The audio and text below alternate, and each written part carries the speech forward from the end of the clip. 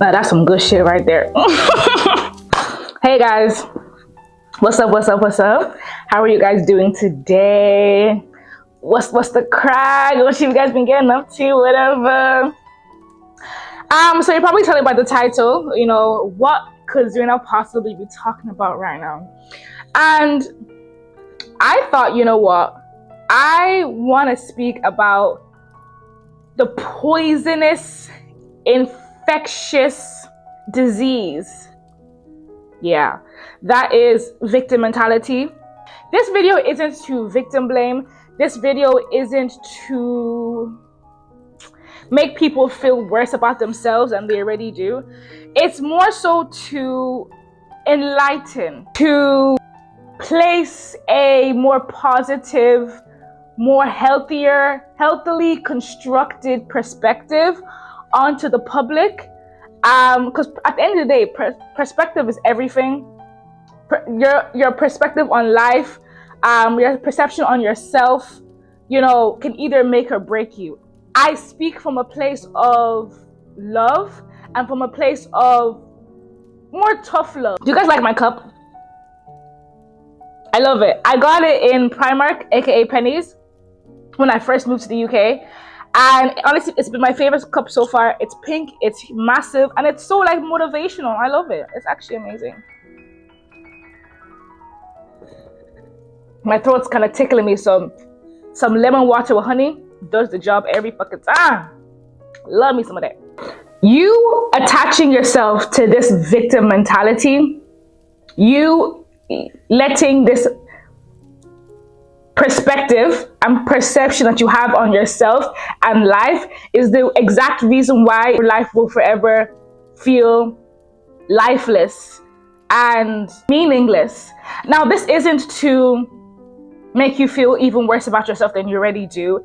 It's more so to give the public a change of perspective and to enlighten you guys a little bit, to realize that your mind is a very, very, very extremely, and I preface this and I put all emphasis in extremely powerful tool that can either make or break you. If you are not aware on how the thoughts, the narratives, the things that you are consistently repeating to yourself play a huge part in your development and in the things that you're able to attract into your life, you will forever keep shooting yourself in the foot. Now, I say this with so much vim and passion because I am a living, breathing testimony of this.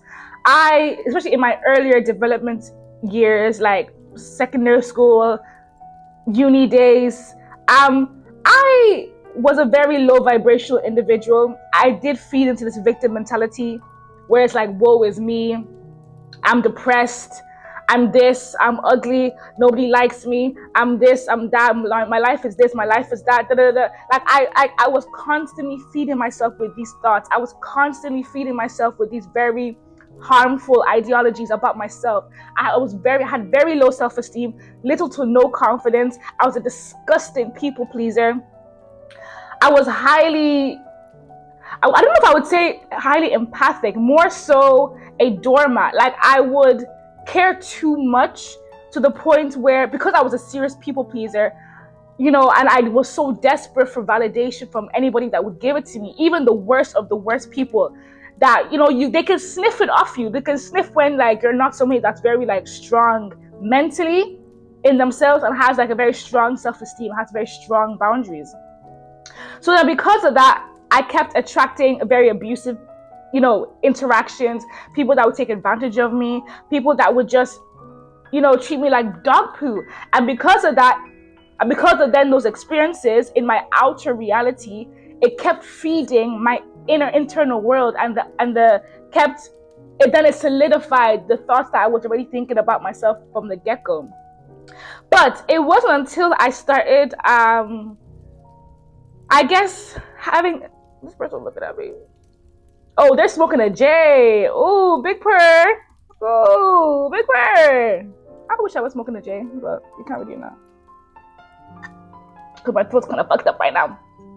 But nonetheless, it wasn't until I started, picking up an interest in psychology, going to therapy, and the spiritual side of life, like developing more spiritual values and learning about even the science side of life on the effects of your brain and how words are so powerful and how they can change the way you see yourself and like self-esteem and things like that. It wasn't until I started to make myself more aware on the scientific, the spiritual, and the psychological aspects of life, and how certain techniques can change who you are as a person, is when I started to see the effects take place in my own life, and I ended up evolving and completely doing a 180 on who I am as a person now. And because of that, because I'm a living, breathing testimony, evidence that people, yes, you can change, you can evolve out of this dark, like very low vibration victim mentality. You can evolve out of that, but it takes a lot of freaking work, a lot of accountability, a lot of self-awareness, and a lot of consistent hard work. But in that same breath, I also consolidate, is that the word, with people that are still stuck in that mentality, only because it is a very addictive headspace to be in. It took me at least like 7, maybe even 8 years before I was able to then actually pull myself out of it. I was swimming in that for a good 7-8 years, and even with the people that are around me that would be like, no, you have to get up and do stuff, like, you can't let it consume you, It's so easy, like it's easier, like on one hand I get it, because it's easy to just tell somebody that, like, no, like, you're beautiful, you're loved, you have to just get up and make something out of yourself, like, it's easy to try and, like, motivate people to get themselves out of this rut. But one thing I've learned from my own personal experience, and even then just also analyzing people, analyze people as I go about my life, is that I think I mentioned it in my last video as well, if you go watch it, that, like, you can't force somebody to change if they're not willing to. You can't motivate somebody into an abundant lifestyle. Like, there's only so much energy you can pour into somebody, but if they're not willing, like, you can't help someone that doesn't want to help themselves. Do you know what I'm saying? And I think that's even one thing that I'm also learning to get better on, because I feel like now that I'm in this more abundant, more positive, more uplifting and fulfilling version of myself and lifestyle, like, I see people that are still kind of struggling and they're still kind of in that bubble, and then sometimes I kick into, like, Captain Save-A-Ho. Do you know what I'm saying? I was like, no, I'm gonna save you, bitch. I'm gonna fucking save you. I want you to win. But I've learned that, like, if that other person isn't as hungry for it as you kind of are for them, then you're just wasting your time. Do you know what I'm saying? Like, I'm all for, spreading information, spreading love, like, helping people, like, giving people tools and techniques that's helped me, and, like, passing it on to others, because, I learned from other people, and I would hope that, like, my own personal experiences, I can then help other people with that as well. Like, speaking my truth, spreading what I've learned, and things that have actually positively impacted my life. I can then, pass that on to other people and hopefully also make some kind of impact as well. But that is only as useful as the other person. No, that's only useful if the other person is just as hungry to receive it. The only reason why I was able to get myself out of that place, become mentally stronger, become, like, release myself from this people-pleasing identity, build better boundaries.